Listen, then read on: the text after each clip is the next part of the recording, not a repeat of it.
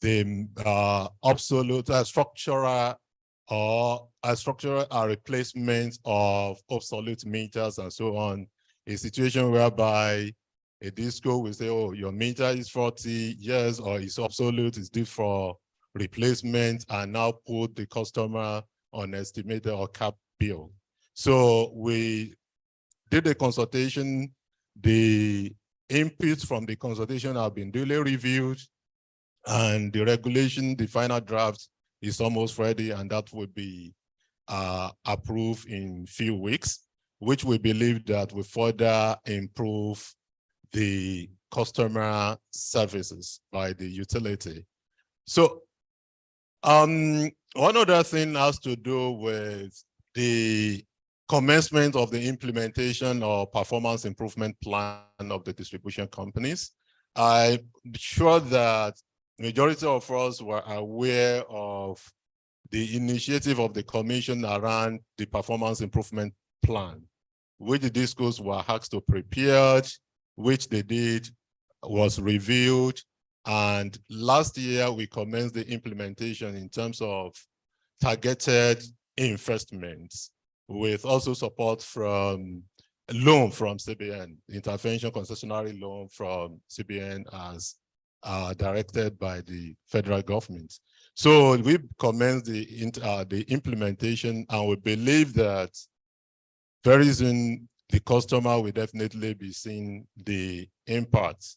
Our team went around to actually look at the monitoring progress. And when they came up with a report of what they actually saw on the feed to ensure that, okay, these investments are being made. I also had the cause to go for a different oversight in Ikeja, and I saw some of the transformers that were purchased and so on as part of this performance improvement plan.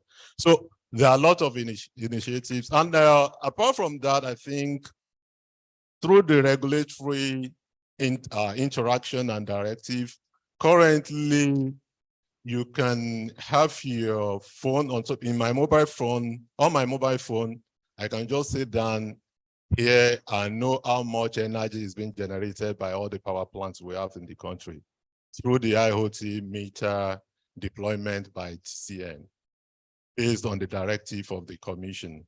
You know, it's very key because part of the things we have been grappling with in the past was this idea of, oh, you are blind to what is happening on the feed and so on, or the system operator does not know what is actually being done by particular generation companies.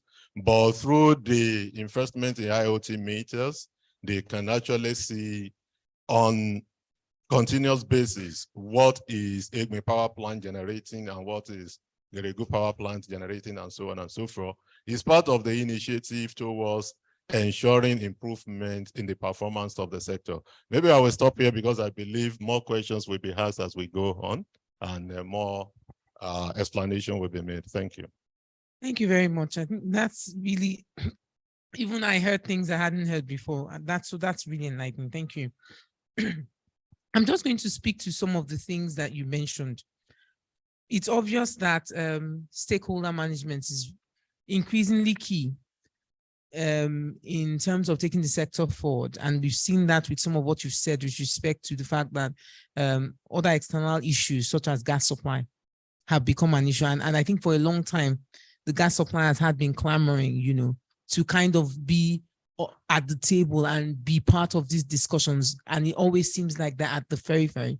So I think my question would then be with respect to stakeholders, because it's clear that if you don't have all the stakeholders, and including customers, some of the things that you talked about, you know, it's increasingly clear that NERC needs to play a role in terms of trying to, you know, kind of facilitate the discussions among stakeholders and listen a lot to stakeholders. The other part of stakeholders I wanted to also mention is there's a lot of innovation going on in terms of people are thinking about ways that they can move the sector forward.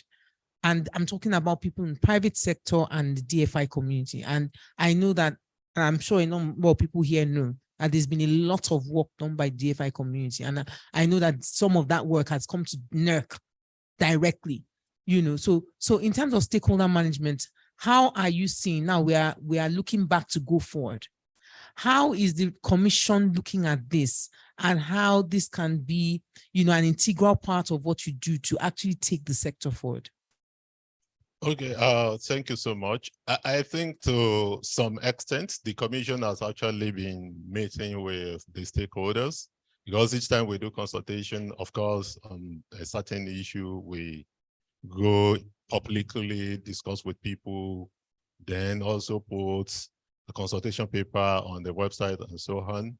Then in terms of I think last year we actually collaborated with the Nigerian midstream, downstream regulatory authority. We had meetings in their offices, in their office. Then we set up an inter agency team that are responsible for taking up some of the action items agreed at the high level meeting the commissioners held with the leadership of that authority. So in terms of, also, I think last year we also had engagements with some key stakeholders, in the sense that they weren't really the players in the sector per se. It included representatives from the manufacturing association. It included some people that are consultants from Big Four, the Big Four and so on. We sat down in Lagos, look at some of the challenges in the industry, also to listen to them and see what their thoughts are around that.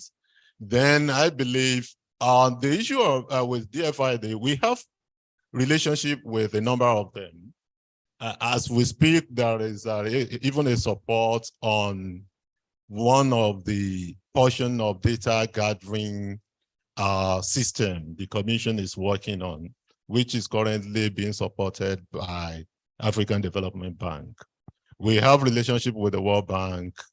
We are part and parcel of the PSRP program, which essentially is one of which is this support intervention from the World Bank to the federal government of Nigeria to manage the tariff shortfall pending the transition to right pricing.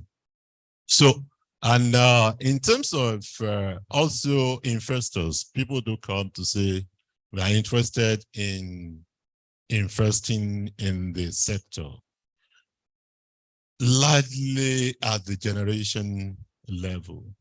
Okay, and one thing is, investments will, for quality of service to happen, there must be investments, because you can divide the problems in the economy, you can classify it into two, the problems or the challenges faced by the power sector. You talk of technical and you talk of commercial. So if you talk of technical and commercial, there is a nexus between the two. To resolve the technical bits, you need investments, because it's not rocket science. The technology is already there. You don't need to start developing the technology from the scratch. But to get that technology in place, you need to invest. And for investment to take place, the commercial bit must be right. And that is the challenge. Because every investor, there are two things every investor will consider. One is the predictability. When am I going to recover my investment if I put this money down? The second one is the risk ratio. That is the attractiveness of that sector or that investment.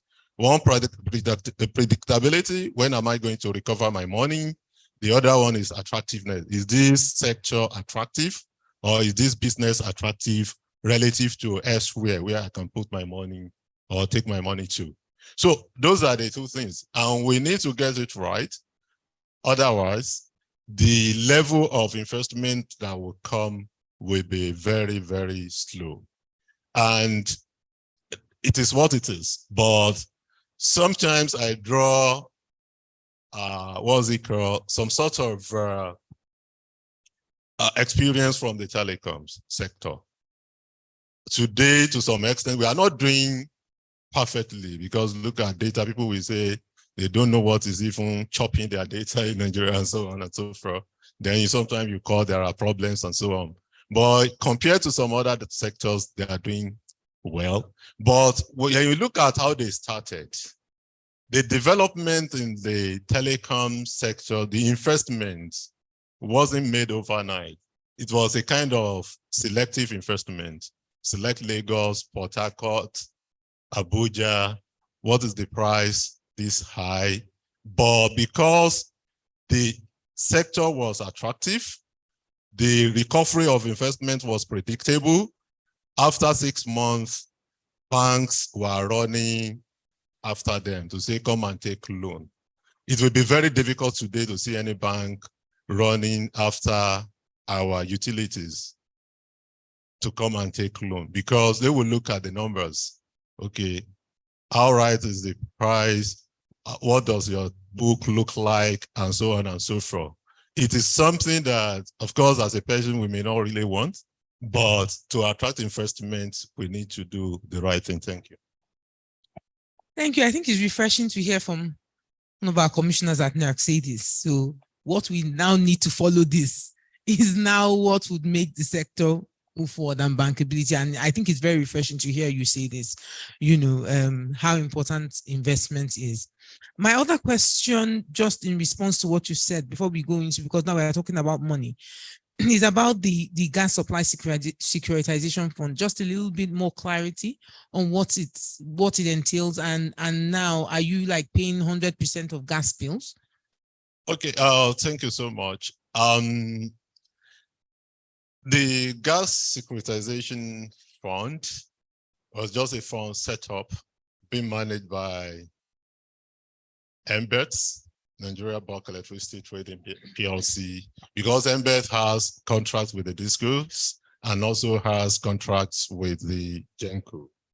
So prior to that, there were complaints from the gas suppliers that apart from the historical debts, they weren't sure that the money get by the generation companies was being equitably distributed. So we came about that securitization fund when we started the idea of partial contract activation, because you need to make it end-to-end. If you want to hold the DISCO responsible when the power is available, that is when generation capacity is available, backed with gas, but they are not taking it.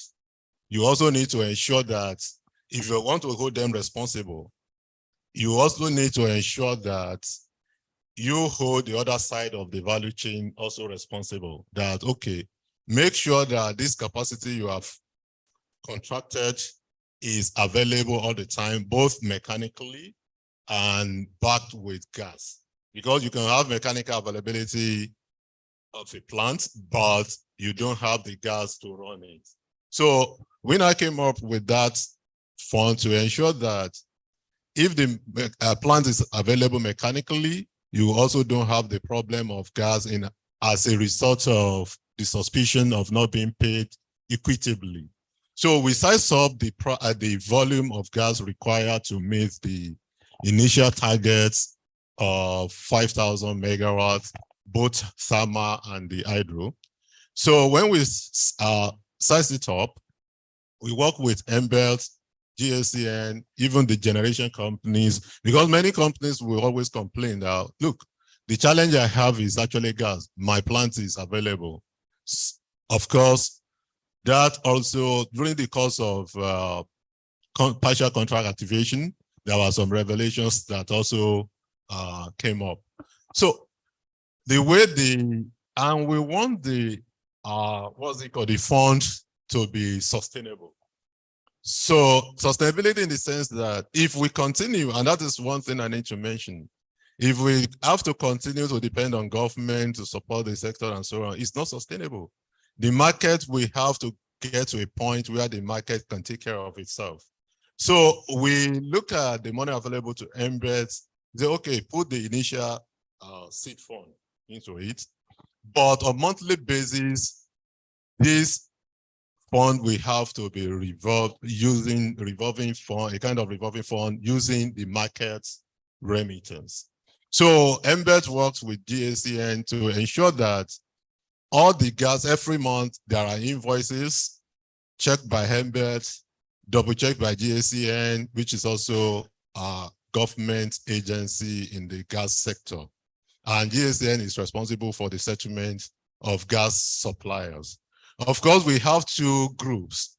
There are about four plants, 4 or 5 plants, that based on the agreement they had with the government, they have some form of securitization with respect to the power and gas generating. So we actually set those aside. You get your power payment for power you generated and plus gas, which is inclusive of gas, through a separate means. But those that seem not to have that securitization in place, you get your payments for power, for gas through the gas securitization fund. So far, there has not been any default since July this thing was implemented. And I mentioned briefly the other time that one of the gas suppliers in the other buckets is even saying that, please, is there a way you can accommodate me in this particular framework to ensure that I get. So far, there's not been any defaults. And we constantly monitor the progress, talk to embed, have meetings with GACN where necessary, and so on. Thank you. Thank you very much, sir. So moving on, and we're talking about progress, what progress has happened in the past year. Can you tell us a little about, the Siemens project, what's going on there? We also know that metering is very key in terms of managing revenue assurance. So what's also happening with the NNMP? We had the map and then we moved to NNMP. What's happening? Okay, let me start from the last one, first and foremost. We didn't move from map to NNMP. Okay. The two programs or frameworks were in place concurrently. So the idea behind MAP, everyone knew, okay, we ran an analysis of the metering between 2013 to 2016, for instance. 2015, 16, there was what we call CAPME, where customer will pay and meter will be deployed to them, but there was certain challenges. So it was felt that, okay, in order to correct some of the challenges, to address some of the challenges, let's put a stop first. So meter asset provider, so when we ran that analysis, during that period, about 600,000 meters were installed.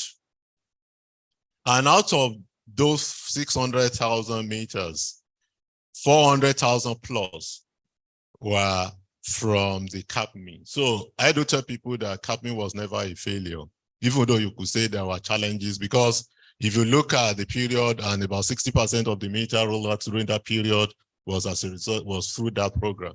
So we came with the meter asset provider. Meter asset provider aimed at correcting or addressing some of the challenges observed with the implementation of CAPME. And during that period, when meter asset provider ran, separate, before we also added the mass metering, the number of meters rollout was 585,000 plus during that period. So mass metering came because we look at the rollout rates and we wanted an accelerated rollout rate so that at least the metering gap could be bridged in time instead of waiting for customers to come to the meter asset provider or the disco to express their interest or in getting metered under MAP framework. We said, okay, we talked to the government, we discussed, and the government has, okay, let's have this mass metering, because there are some people that they may not be able to really put in the money upfront for the procurement of meter under MAP. Of course, MAP also has the provision for payments by installments, but that also came with certain challenges in the sense that the MAP will have to go and borrow money. We all know the interest rates, and at the end of the day, you can compound how much the customer will have to pay by installments. So, and the government said, okay, let's add this. The two programs ran concurrently. There was no stoppage of mass meter asset provider when we introduced mass metering. So up to now, meter asset provider is still in place, even after the phase 0 of the mass metering. Because the phase 0 has ended, the first phase has ended. So, but meter asset provider still continued. So up to now, so in terms of the phase 1, which is the question you asked, the process is still ongoing because the procurement process by the project management team setup, which includes the DISCO, representative of CBN, and representative of the executive side. So the procurement process has been concluded. Now is to move to the next stage, which will require some layers of approval, and including CBN and the disbursements we follow after the due diligence has been done. So that is the situation with phase 1 of mass metering. And apart from that, in order to also ensure that, and as I said, that it's not sustainable when we keep depending, market will not be sustainable. It's not sustainable when we keep depending on the government. The Commission is also looking at the regulatory framework towards establishing a certain fund or a certain process of funding metering that will be market sustained. So that is that. On the side of the so just to say, if you scored, if you gave a score for what's going on now and the results, how would you score on the metering side? Okay, on the metering side, the one thing is I'm a player in the sector and I'm a regulator. I think I will leave the scoring to Nigerian, even though people do comment. Of course, when you have huge gap, no matter what you are doing, as long as it has not got to majority of the people, definitely they won't be happy. I left a meeting, I was at a meeting, I came a bit, of course, maybe I can say on time, but I left a strategy session. I left my colleagues there to say, we've been there since morning, to say, okay, look, we just have to do so many things. I do tell people that in other jurisdiction, regulation or the job of a regulator is easy. But in Nigeria, you still have to, even because of the sector we operate in, sometimes you have to wear the cap of the regulator, and sometimes you need to get involved in some of the things that regulator in actual sense will not be getting to, because you want the sector to work. The issue of us going to meet gas suppliers and so on is not really a regulatory work. I'm just citing one example, but we need to make sure that this sector works. So you just have to do some sort of maybe extra things and so on to ensure that, okay, things move the way they are. So people are not happy. Yes, we know. We are all consumers. That is the truth of the matter. But the most important thing is there hope? I believe yes. People have made comment, okay, privatization is a failure, this and that, and so on. Has privatization met the projected target? No. Is it a failure? No, absolutely no. Because if government ownership was working perfectly, nobody would clamor for privatization. And since the privatization was done, or the reform was done, there is no evidence, counterfactual evidence, or the evidence of inaction. What will it have been? The question we should be asking ourselves is, what was the status of this sector as at the time the private reform was done? Go to Kanji, for instance. How many turbines were working in Kanji as at the time of the privatization? How many turbines are working there today? Go to Higby. How many turbines were working there, and how many turbines are working today, and so on and so forth. So that is that. But has it met the expectation? No, absolutely no. There is still a great room for improvement. And that is what we need really to be determined.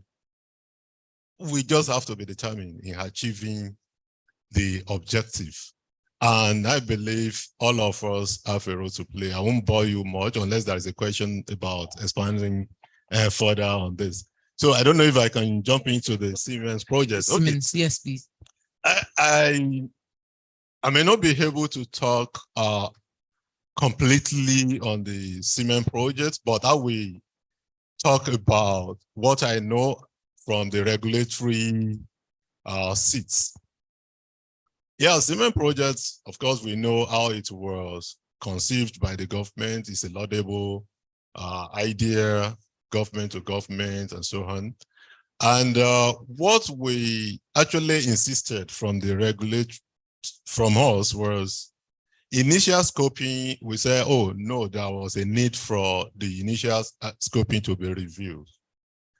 And that revision was done. Now what we have done is we ensure that the discos, there are certain projects, distribution projects that will be done. There was a review around whether those projects are part of the discos performance improvement plan. Then there are some TCM projects to be done. We ensure that the discos projects are tied to TCM project, because part of the challenges we have in this sector was in the days of government ownership, a big consideration was put on social responsibility with less commercial consideration. And that led to a situation where today you have some sort of vacuum or interface gap.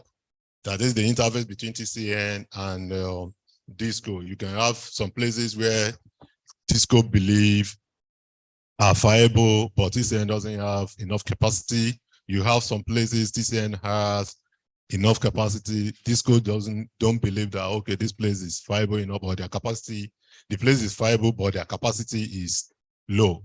So all those things were what we considered in the review of this Siemens PPI.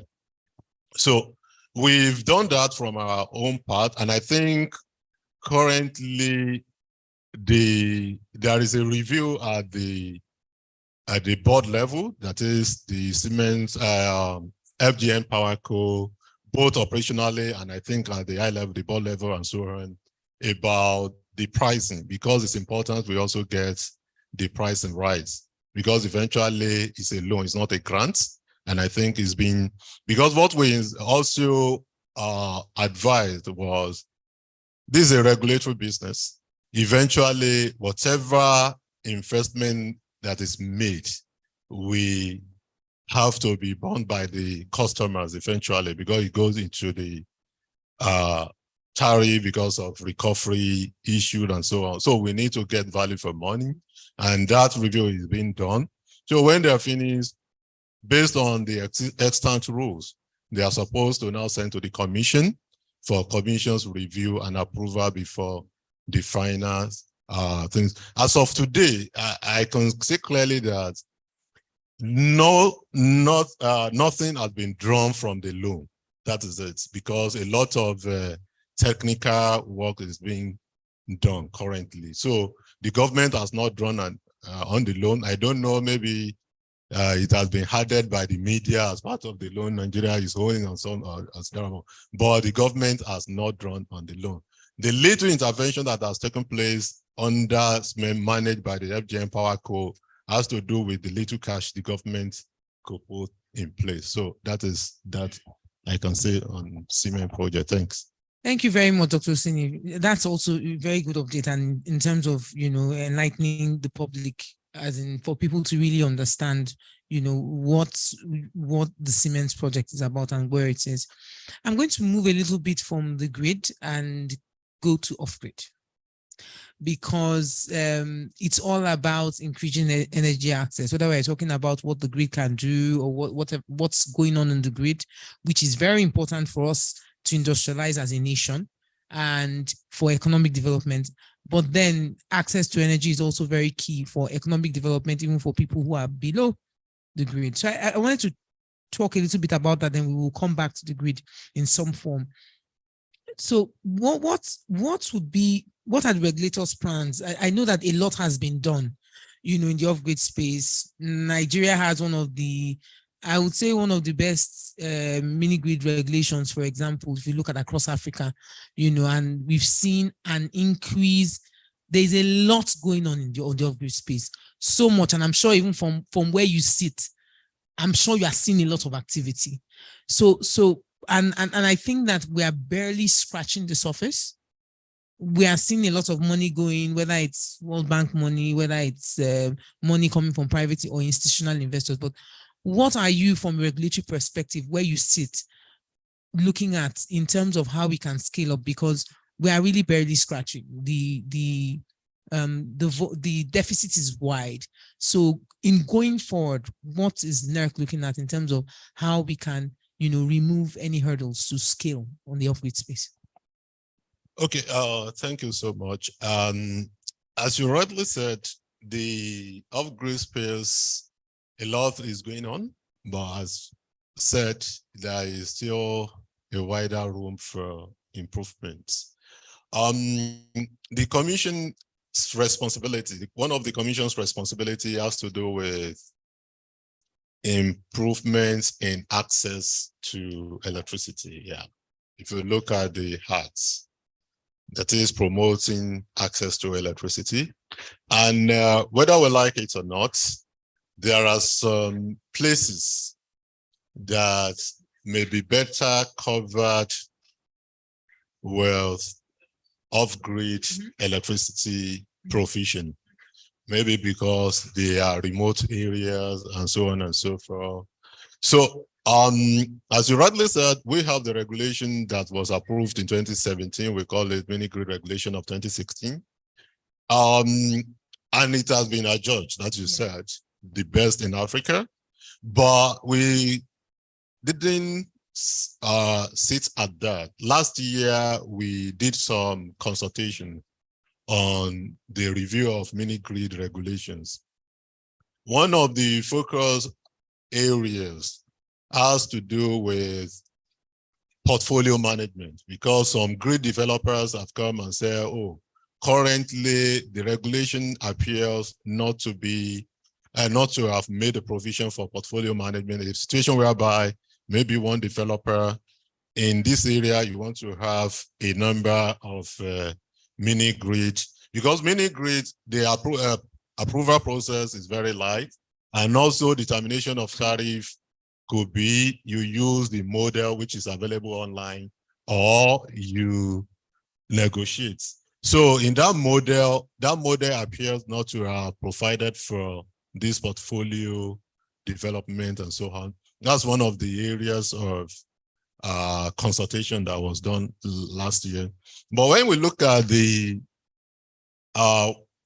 mini grid, the capacity is still very low, because largely it targets the maybe rural area or area where you have low demand, maybe up to 1 megawatts. So there is also a provision in another regulation about, okay, you want a bigger size. We have embedded generation, we could be isolated or inbuilt into the distribution network. So that allows you say, okay, maybe 20 megawatts 50 megawatts and so on and so forth. I want to scale it up and so on. So it's possible.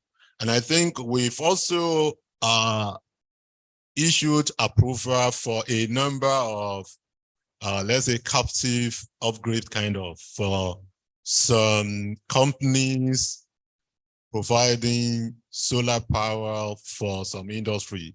A good case is Nigeria bottling companies. I think in many of their facilities now, they are really promoting net zero carbon economy. So they are really investing in what's it called, in solar in many of the facilities. Now you have Daystar as an investors. You have a number of them. That's so. The other aspect is what the commission. The only thing is, as I said, if we are talking about scaling up, let's say, renewable energy in commercial quantity onto the grid, the existing regulations are not bottlenecks to achieving that. But as I said, anybody coming will say, okay, for me to put, let's say, 100 megawatts of solar in place, I need maybe $1 billion or whatever to invest, or this is so amount of dollars. How do I recover my investments? Currently, you are aware of the 14 solar project. I believe many people are aware, so it has been revived now. The discussion has been revived, but a lot of issues now a lot of issues there have to do with the commercial aspect of it. Because as an investor, you want to be sure that, okay, it's predictable, that, I will recover my money in so years, fully recover. Then what is the risk of non-recovery in this sector versus going to another sector and so on? So those are really the issues. But in terms of the regulatory effort, we are making a lot of efforts to ensure that apart from the mini grid regulation that is being improved upon, we also look at that, okay, the approval process for renewable energy, renewable energy application that comes to the commission and so on and so forth. So we are really looking at that. Then with respect to even the other solar or renewable energy providers on large scale, and looking at, okay, how do you now work on the framework that will ensure value for money and also some sort of confidence on the side of the investor, because we need to build investors' confidence. Otherwise, nobody will want to come. So that is a summary of what the commission is actually doing to support the renewable energy space. Thank you. So if I kind of summarize it, you are looking at very small scale, and you are also looking to encourage large scale. And if we just talk about large scale a bit and go to the disco dichotomy, because as you may, I'm sure that a lot of applications would have come to your desk, and you have a franchise regulations in which a lot of investors are looking to kind of create franchises out of the larger disco franchise. How do you see this going forward? A lot of investors are really looking at this as one way they can possibly. There still is a number of uncertainties, but a lot of investors are looking at this as one way in which they can get power into the grid and maybe isolate themselves from what's going on the grid and the market issues. Well, how are you seeing this? How can we possibly begin to see more projects like this where we would have investors, as you've been saying, because we do need investment to scale? Okay, thank you. I think it's a very good question. And I think that's also featured in the meeting I came from today. We had today. So the franchising opportunity is there. First, I can confidently say that some discos have managed to have some franchising arrangements. Of course, largely metering plus collections, because you have different types of franchising when you look at the guidelines. For instance, Abuja Disco has quite a number of them. I'm aware that even some markets, maybe within market, I'm sure of the Uchako market, they have access power as the franchisee there. So, but the challenge again has been that some discos, you talk to them and you really try to find out what is going on. Some has the challenge in terms of the quality of the people approaching them, the prospective franchisee. For instance, the disco was telling me that, okay, I've publicized that, okay, this opportunity exists. People submitted their bids. At the end of the day, we say, okay, put so amount of money, maybe 50 million, 100 million as deposits. And you cannot see them. And that's also, we had similar experience when we did the MAP regulation. When we did the consultation, there were some people that were saying, no, just put the regulations there. We will get money. There's money in FDP. There is money in this and that and so on. At the end of the day, we did. Some of them were part of the people that could not really provide the necessary finances to finance the meter assets provider to support the MAP initiative.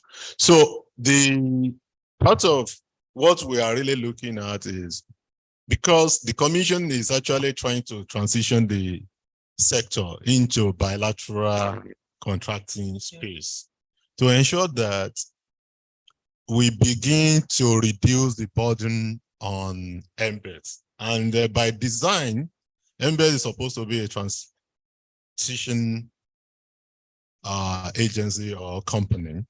But of course, because of the challenges, they are managing a lot of things and so on. So now we say, okay, instead of this exposure, the government exposure through embed, let's begin to now ensure that we begin the innovation of contract and ensure that the discos take responsibility for the power they are contracting from the generation company. That's part of the thing that has already been slated for this year for implementation. The discussion started last year. So in that process, today we even discussed this issue of franchising. For instance, if you are a disco and you know that, okay, you have certain challenges here, you need to open it up. There will be a lot of disruption. We've heard of technology disruption and so on. There will be a lot of innovative disruption this year by God's grace. And that is to force the market to really move. Let's begin with, okay, gradual transition to bilateral contracting, whereby the discos will take responsibility for the power they procure. And in that case, if you think that there is an area you can manage very well, get a franchisee that will manage it. As part of the process, there is an ongoing internal work in collaboration with UK NIAF on the review of franchising guidelines to ensure that if there are certain loopholes or let's say bottlenecks, let's find a way of reviewing those provisions such that it will be easier for implementation. And so we believe that all these efforts will really improve the participation in the franchising arrangement. Apart from that, which I think is where you are going, is the issue of current account administration in the sector. Yes, that's correct. The account administration in the sector has been a blessing to the sector, and I can confidently say that. So with respect to franchising, in fact, this week we've had a meeting with the NESI SSL and CBN. The administrators, NESI SSL is the SPV managing the escrow account.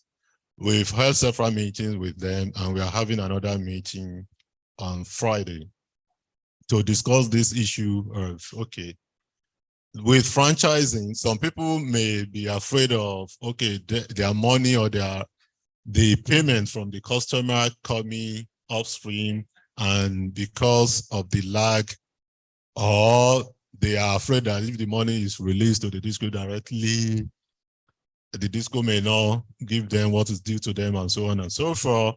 So we are looking at working around the existing framework to ensure that the ideal things would be, if we are franchising a feeder, for instance, a disco should be able to put a bulk meter on that feeder, and the franchisee should be responsible for the collection and so on, and improvements in infrastructure there to improve the quality of service, then pay for the bulk energy that comes in. So I understand that some franchisees currently, I think under Abuja Disco, they probably prepare for energy.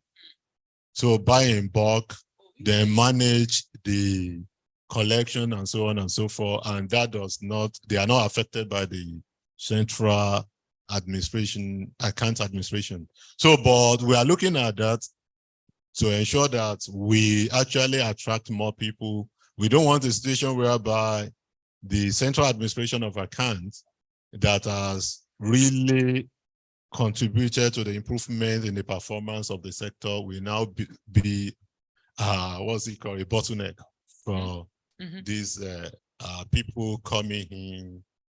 So we are looking at that, and I'm sure we'll reach a landing that will work for all the stakeholders. Thank you very much. I think that's very, very interesting.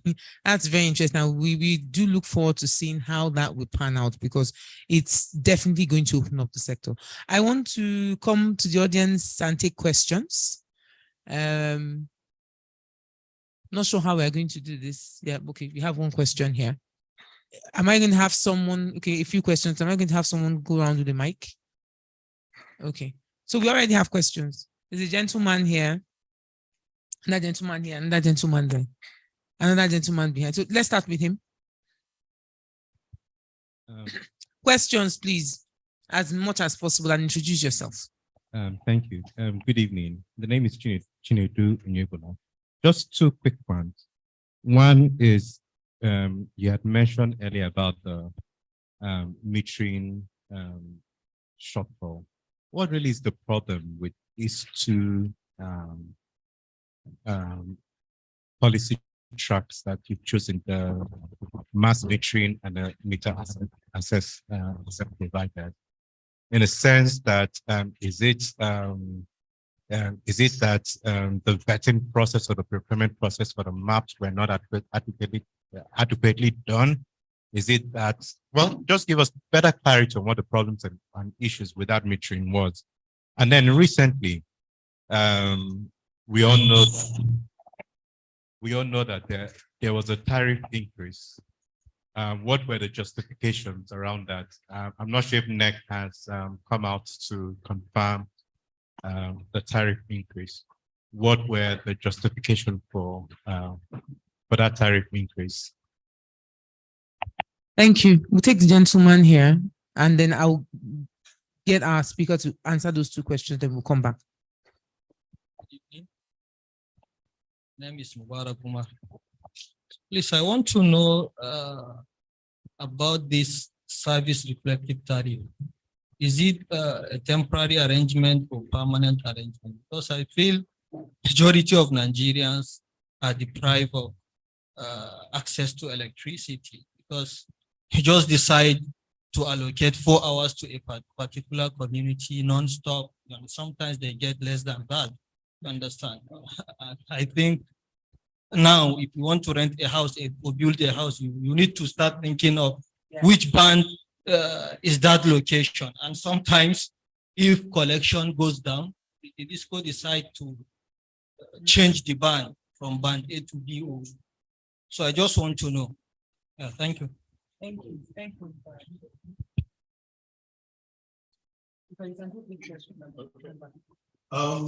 Thank you for your question. The first one on the challenges with map metering and mass metering, right? Okay.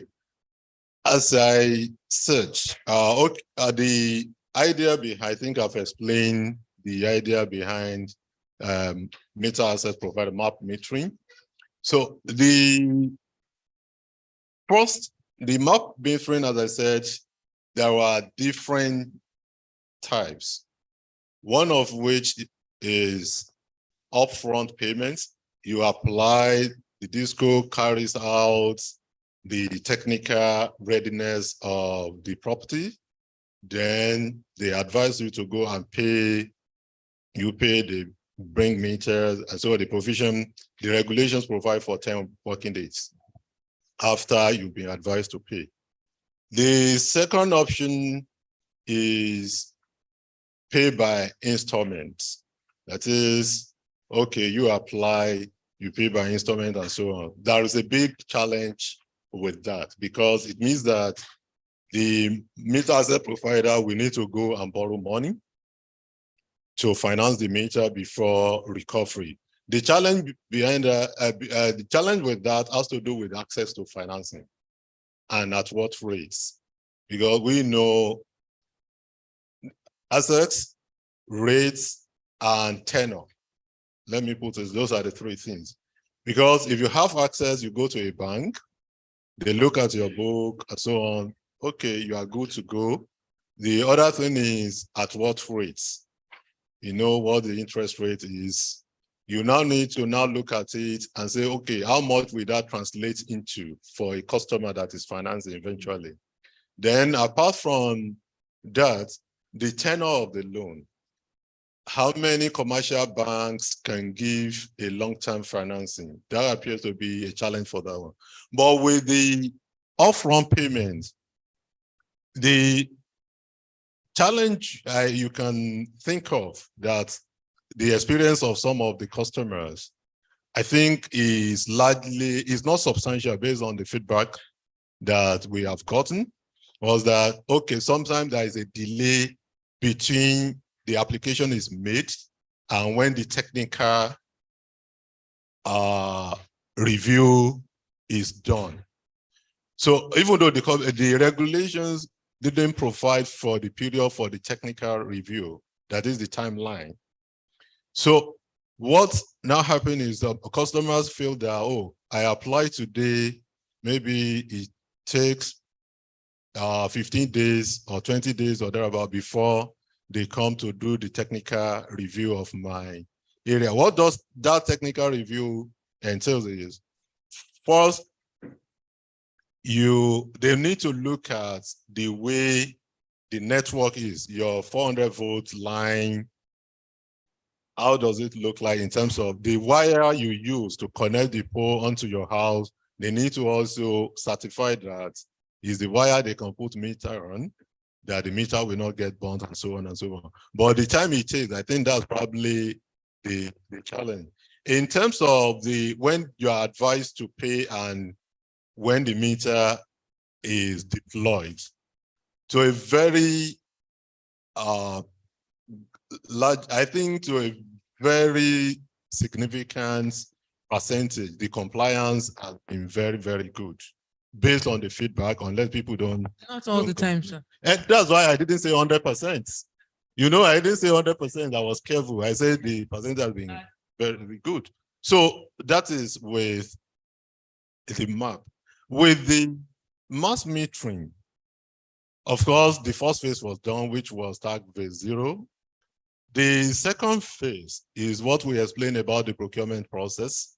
One thing you need to know is that when public money or when the public money is involved, the procurement process you follow will have to be thorough. Of course, not all the time that will lead to maybe a lower cost. It might not necessarily be, but you need to ensure that that competition is there. And so, because the people in the private sector will tell you that it may be possible for them to negotiate a lower something, like if under normal commercial transaction, than if a public what's it called, advert is made and so on and so forth. It's possible. But when public money is involved, you need to be thorough in the procurement process. And sometimes that drags. And the procurement process, it's not the commission that does the procurement process. The role of the commission is to review what the what's it called, project management team or management units has done to ensure that, okay, you follow the league guidelines based on the extant rules. So the issue of pricing, I think I mentioned the other time, that is something that we may not, nobody likes, but it is the reality that we might really need to face with. The most important thing, which I think the critical challenge that we should face, have to do with, okay, quality of service and metering. That is, let the service be there, then am I getting billed for what I consume? I'm paying for it. Because as long as we don't have the right pricing, investment will not come. And I think that was what happened. The telecoms example I chose, we knew what happened and the price starts coming down and so on and so forth. There have been a lot of things about regulatory actions of the commission. I think I read one popular letter to Mr. President by, I think, right advocate that usually you see them talk about building an institution, not an individual, and strengthening of the power of the regulators, not necessarily only with respect to the power sector. We do talk about this. The same organization now writing that Mr. President should direct against some regulatory actions that took place and so on and so forth. What a conflict. So we had in the past where certainly the regulator could not do what was supposed to be done because of court actions and so on and so forth. But I think as far back as 2019, there was a pronouncement by the appeal court to say that, okay, you have the power based on the extant rules and so on and so forth. We all know that things are changing, and that's the unfortunate reality we have to face. In terms of the inflation, in terms of the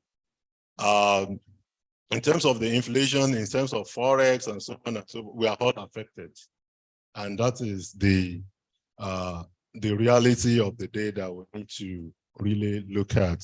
On the issue about whether permanent service reflective tariff or service-based tariff, which is the actual name, the service-based tariff is really a way of, one, manage the situation we are in the sense that whether we like it or not, based on the available infrastructure, it is not possible for everybody, all the connected population areas to get 24/7 as of today, based on the existing thing.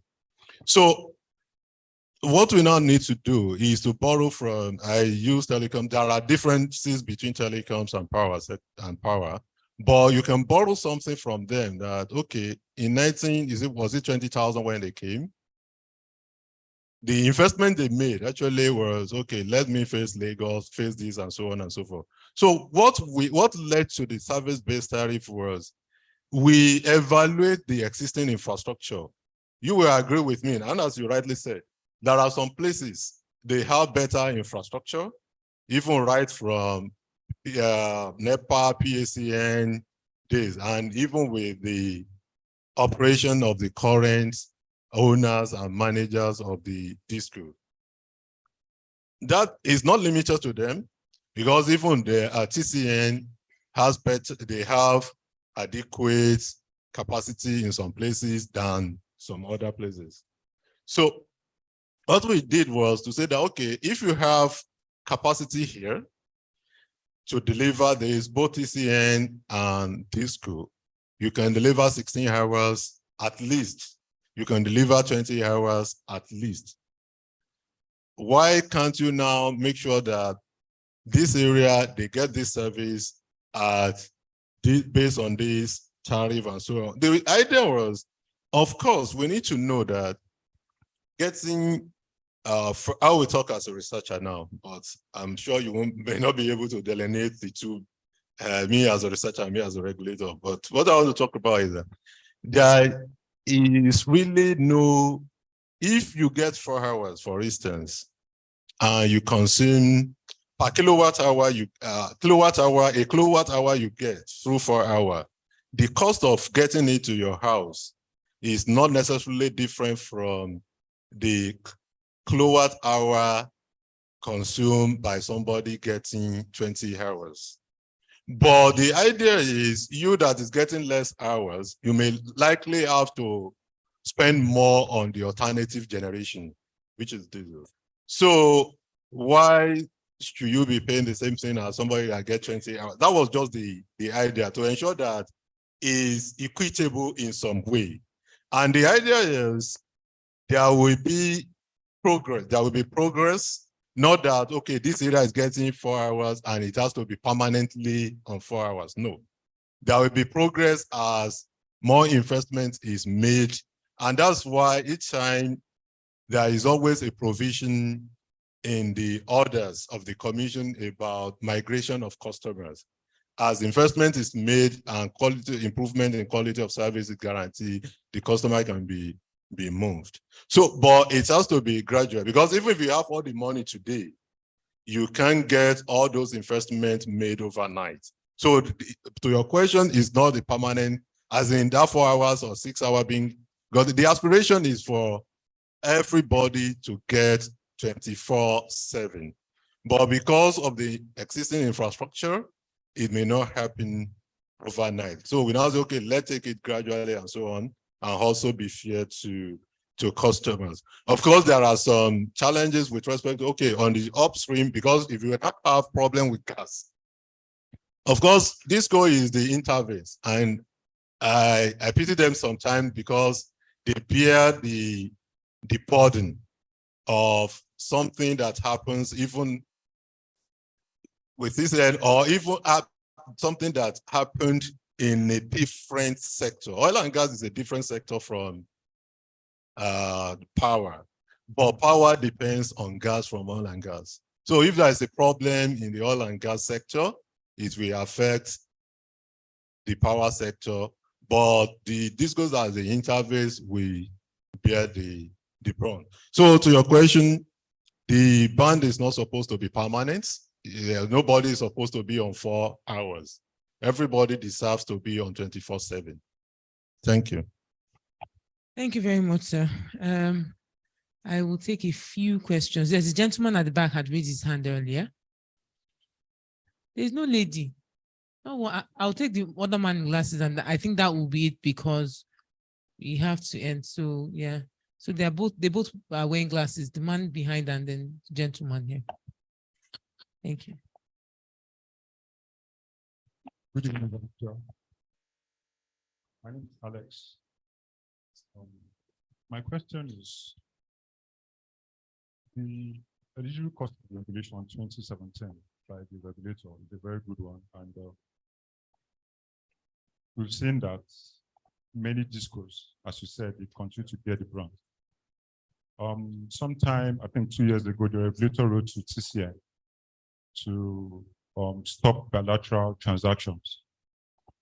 Let me just say, unfortunately, it looks as if transmission has continued to engage in bilateral transactions. I can say this because I know that Ibadan Disco lost a lot of its customers, even recently OAU, as at January 2020, January last year.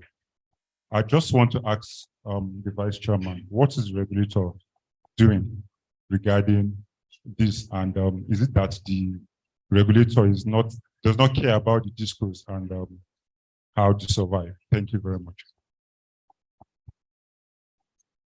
Thank you. Gentleman here. And that will be the last question so that we can round up. Okay, good evening. My name is Godwin Jimo. During the conversation, Dr. Musli will talk about the electricity markets will not be sustainable if we keep going back to government. So my question is, what is NEC doing to ensure the inclusion of inclusion of private sectors into the market to ensure more sustainability? And secondly, again, under the mini grid scaling, you also talk about make reference to the consultation on portfolio management on mini grids policy that I did last year, December. So I want to ask, right, that is there any effort that or step that NEC is putting in place to ensure that private developers have effective portfolio to match their project and also ensure successful implementation of the project to benefit the rural communities or their environment? Sorry, I didn't get the last question. Okay, okay, the question is that is there anything that what step or plan NEC is putting in place to support private developers have an effective portfolio in implementing their project? So when you say effective portfolio, what do you mean? Is it in supporting them such that their portfolios can become what do you Yeah, mean? I mean supporting them to have an effective portfolio that will, you know. So are these viable portfolios you mean? Yeah, I mean for portfolio. Yeah, Okay. thank you.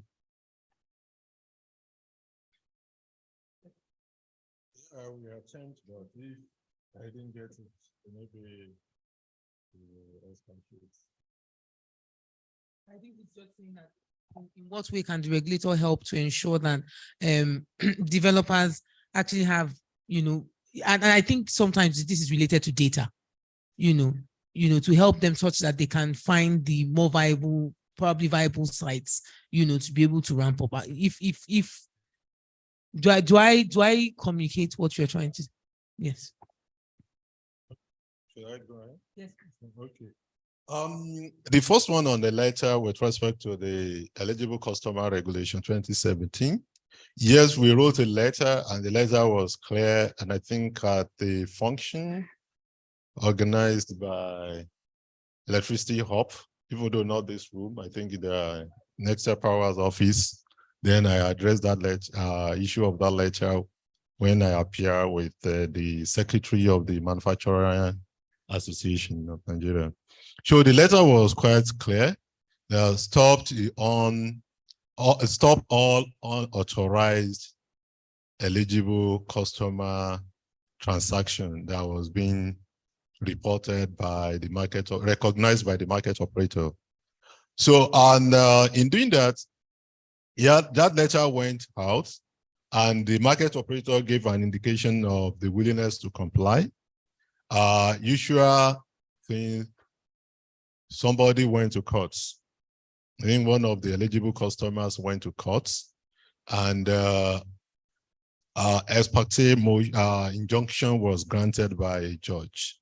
So when NEC has asked for this and this, without hearing NEC, the motion was granted. So after that, so when that happens, you are helpless as a regulator. The next thing is to continue to fight the battle in courts. So, but because of some software regulatory directive, so some of the customers later came back to withdraw from the court. Some are staying in court to say, okay, these issues you have raised, I'm ready to comply. So we've issued a number of eligible customers, what's it called, permits to a number of them. The OAU you cited in, specifically, OAU was granted eligible customer permit last year. So, and that was even, Ibadan Disco was fully aware of that because there was a time they even came to the commission, Ibadan Disco and OAU, to talk on how to address some issues around supplier of last resorts and so on and so forth. So there are a number of eligible customers transactions that the commission has approved. I think the issue of attracting private investors, I think I talked about it earlier. Is about the recovery and what is the commission doing about ensuring that the market is transitioned to a self-sustainability. There are a lot of things we are doing with respect to the improvement in liquidity of the markets. And I think some of the efforts are really working because as at January last year, we knew what the liquidity situation was in the markets. In fact, as at that time, I'm very sure this gas sustainability fund that I mentioned, if it was in place as early as January last year, it would have collapsed. So, but because of some of the efforts of the commission, there have been an improvement in liquidity, and that's also helping in financing that. So there are a lot of what the commission, but if it has to do with renewable energy space, what we can do as the commission is we don't have money to give to an investor. It's only REA that has that opportunity, Rural Electrification Agency, that has that either through their Rural Electrification Fund, or some other, what's it called, programs they have in place because they get a lot of funding from World Bank, AFDP, and so on to finance, to support the rural, what's it called, mini-grid developers or renewable energy developers. So that is that, and I think the portfolio issue, I think I talked about it, about the regulation that we are finalizing the review. So what we can do is just through regulatory directive, and we are trying our best to ensure that any observed bottlenecks is removed or addressed. So that is what my response to that will be. So thank you. Thank you, sir. Thank you. Very helpful. Thank you. And I hope it answered your questions. Okay. I think we can kind of start winding up, and I have one more question. And because we are talking about the past and going forward, one of the things that happened in the past year, and I think it's been happening in the past year and a half or so, is that we've seen takeover of the distribution companies by banks who had lent acquisition funds, to core investors. And I recall seeing that I think CBN had also given them a period to kind of either sell or divest in some way. We've also seen changes in governance. I wanted to hear from you, from the regulatory perspective, how do you see the future of our utilities going forward? Because it's a pivotal time. Where we go forward from here is very, very critical. What do you see as the future for the utilities, particularly because of a lot of the issues that you've very clearly identified and articulated? There's a need for investment. DisCos are technically insolvent largely. So what do you see as the future? And are you seeing any hope in the horizon? What are you thinking? Because I think we need to be thinking of what our utilities of the future are going to be like. Okay, thank you so much. I would like to say that there is hope. There's definitely. One thing that will happen is when you look at the historical and current performances of the DisCos, because DisCos were the one that were taken over last year. When you look at the historical and current performances of them, they have different performances. And in that case, that means that the development that will take place in terms of the rates, the acceleration, we differ. We need to bear in mind. Some we move quickly than the others.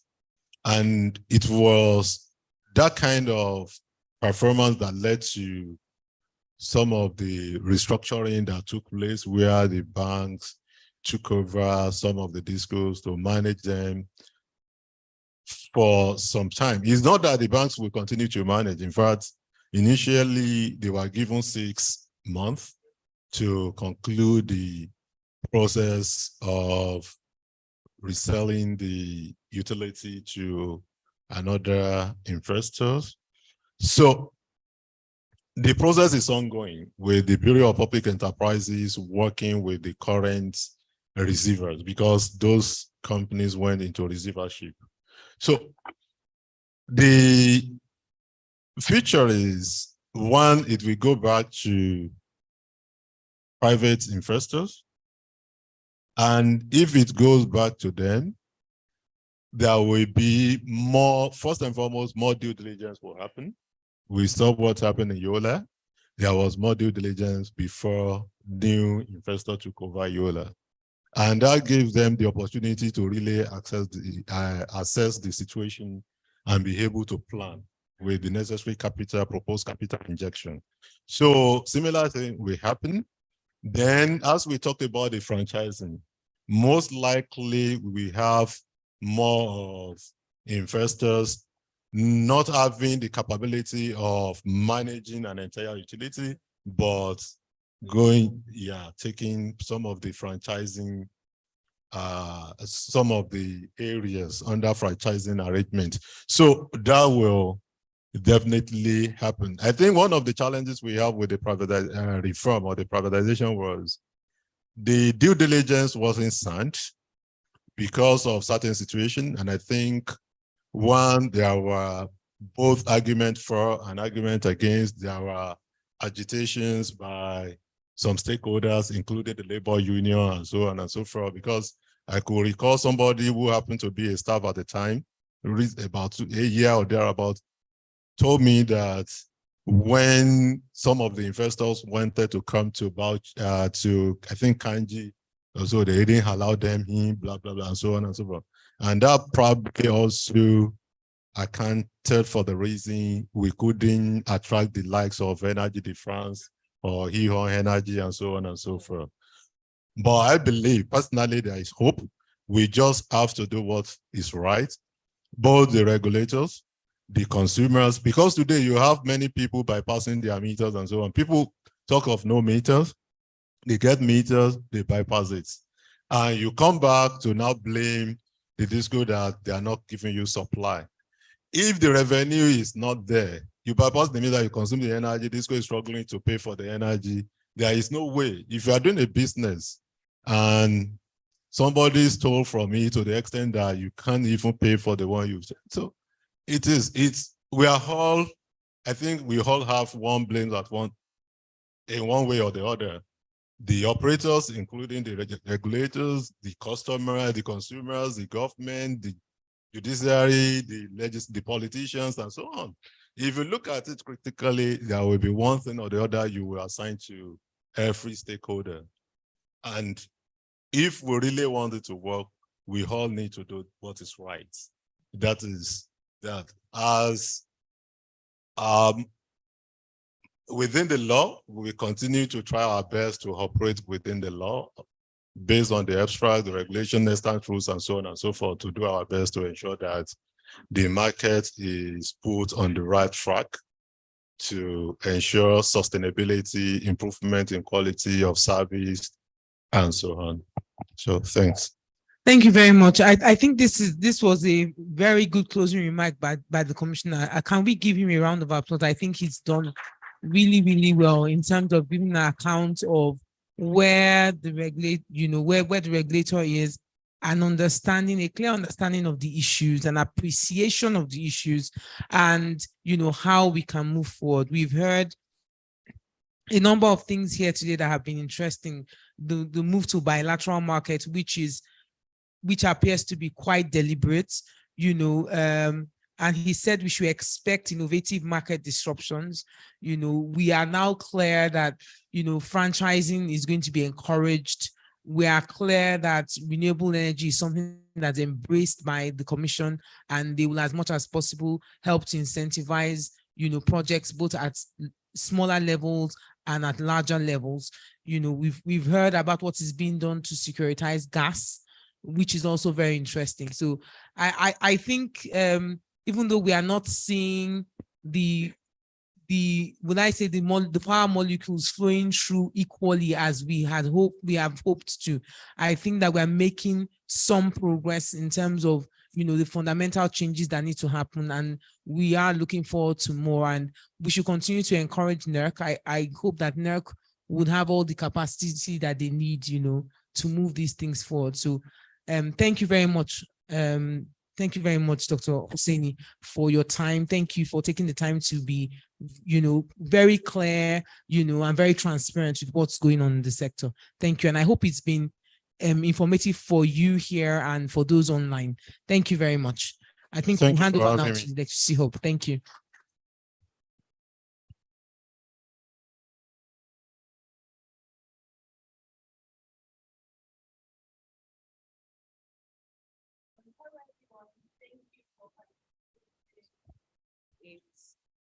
Thank you so much.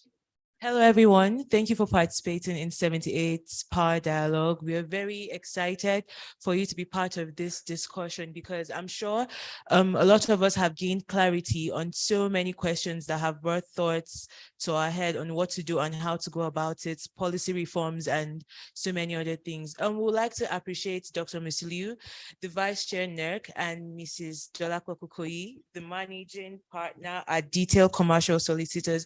We would like to appreciate you for giving us your time and helping us understand so many things that have brought confusion to us in the sector.